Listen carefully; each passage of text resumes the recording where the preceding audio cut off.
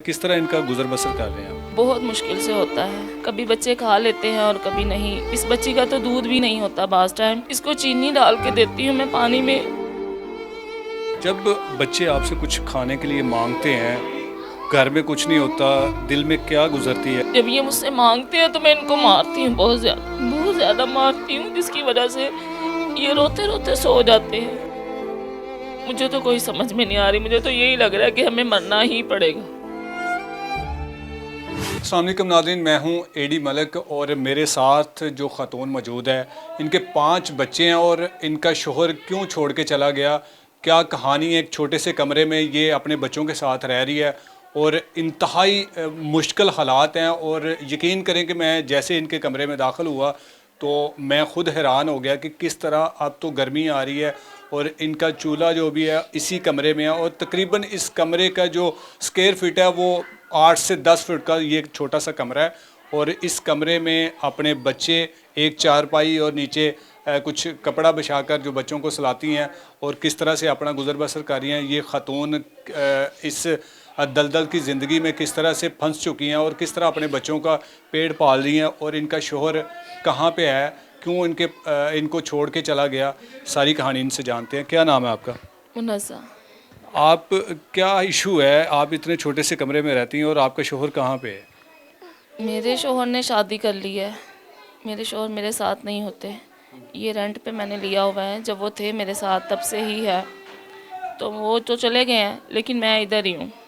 आपकी छोटी सी बच्ची आपकी गोद में है, तो आपका शोहर छोड़ के चला गया, किस तरह इनका गुजर बसर कर रहे हैं आप?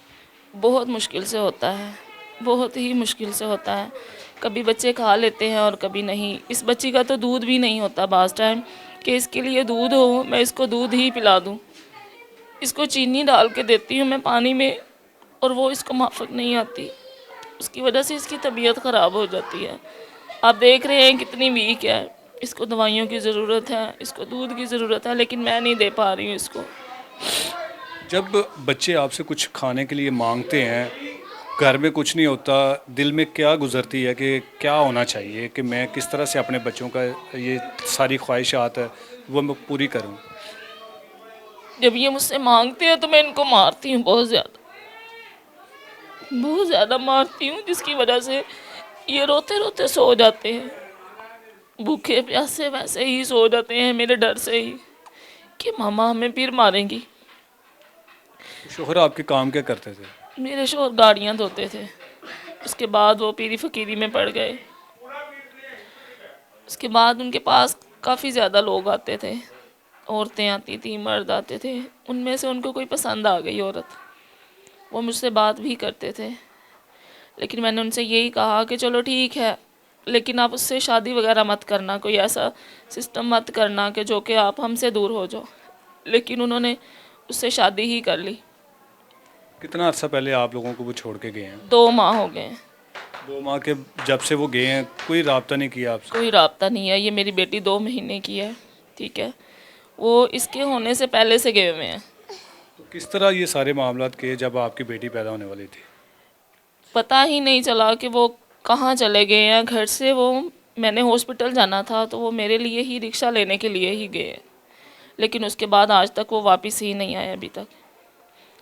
तो अब बच्चे घर में भूखे होते हैं तो आपके जो अहल घर वाले हैं, बहन भाई हैं, वो भी आपसे कोई रब्ता नहीं करते? नहीं, मेरे बहन भाई जो हैं वो यहाँ पे नहीं रहते। वो कराची में रहते हैं, वो यहाँ पे नहीं होते। कभी हो जाता है कि वो कुछ पैसे मुझे भेज दें, लेकिन ऐसे गुजारा नहीं होता। वो जो मैंने दुकानों से जो किसी से लिया होता है वो मैं उनको दे देती हूँ और फिर खुद ब खुद वैसे की वैसे ही रह जाती हूँ। अभी भी आप देख सकते हैं मेरे घर में एक अनाज का दाना नहीं है खाने के लिए। मेरे बच्चों के लिए कुछ नहीं है। हम वैसे के वैसे ही हैं। तो इस घर का कितना किराया देती हैं आप? इसका 4,000 रुपया इजीली दे देती हैं? ये चढ़ा हुआ है मंथली। कितने महीने हो गए हैं जो किराया सर पे है हमारे, हमने नहीं दिया। वो इस वजह से नहीं निकाल रहे कि ये इसका मियाँ तो छोड़ के चला गया है, इसके पीछे कोई आता नहीं है तो ये कहाँ जाएगी। मैंने उनसे यही कहा हुआ है मेरे भाई आज भेजेंगे कल भेजेंगे, मैं आपको दे दूँगी, लेकिन कुछ भी नहीं हो पा रहा। अगर इन्होंने भी मुझे निकाल दिया तो मैं कहाँ जाऊँगी इनको लेके। इस मुश्किल की ज़िंदगी से आप किस तरह निजात हासिल करेंगे? मुझे तो कोई समझ में नहीं आ रही। मुझे तो यही लग रहा है कि हमें मरना ही पड़ेगा। ऐसे हमारा कुछ नहीं होगा। यकीन करें, इंतहाई दुख होता है कि जब हम इस तरह के लोगों को आपके सामने लेकर आते हैं और हमें ख़ुद आपसे कुछ कहने की ज़रूरत नहीं पेश आती कि हम क्या कहें, हमारे पास अल्फाज नहीं होते। ये छोटी सी बच्ची है और इतना छोटा सा कमरा, मैं घर नहीं कहूँगा, ये कमरा है। इस कमरे में ये ख़तून अपने बच्चों के साथ किस तरह इनकी जो गुज़र बसर है वो कर रही हैं पूरा, ये तो यही बेहतर जान सकती हैं। और अगर आप इनकी मदद करना चाहते हैं तो स्क्रीन पर इनका नंबर चल रहा है। आपसे गुजारिश है कि आने वाले कुछ दिनों में रमज़ान का मुबारक महीना भी शुरू होने वाला है और हम इस रमज़ान के महीने में दिल खोल कर लोगों की मदद करते हैं। लेकिन मैं आपसे ये गुजारिश करूँगा कि अपने इर्द गिर्द रहने वालों पर एक दफ़ा नज़र मार लें कि कहीं ऐसा तो नहीं कि कोई आपका अपना, कोई आपका हमसाया भूखा सो रहा हो, कोई उससे बच्चे भूखे सो रहे हो। ये आपकी ज़िम्मेदारी है।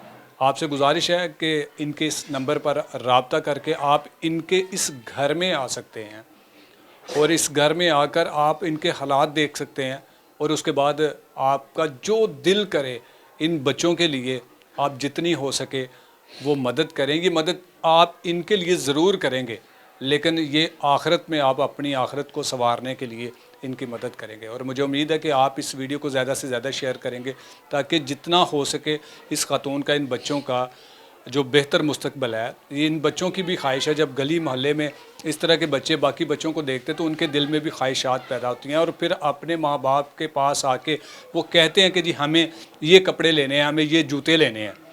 तो जब कोई मजबूर माँ या कोई बाप या कोई माँ बाप अपने इन बच्चों की ख्वाहिशात पूरा नहीं करता तो उनके दिल में फिर ये ख्याल आता है कि मैं इन बच्चों को गला दबाकर जान से मार दूँ। और ये आखिरी ऑप्शन होती है ऐसे वक्त में और ऐसी मुश्किल की घड़ी में कि जब बच्चे अपनी ख्वाहिशात का इजहार करते हैं और माँ बाप पूरी नहीं कर सकते। एक बार फिर आपसे गुजारिश करूँगा कि इस वीडियो को ज़्यादा से ज़्यादा शेयर करें और इनकी जितनी हो सकती है वो आप मदद कर सकते हैं। आप इस घर में आकर इनसे मिल सकते हैं, देख सकते हैं और उसके बाद जो भी आपका दिल करे राशन लेके दे दें। जो आपका पैसे होते हैं, जितने भी पैसे आप समझते हैं कि जी मेरी इतनी औकात है, मैं दे सकता हूँ किसी को, तो ज़रूर दीजिएगा। इसी के साथ मुझे दीजिए इजाज़त। अल्लाह ने के बाद।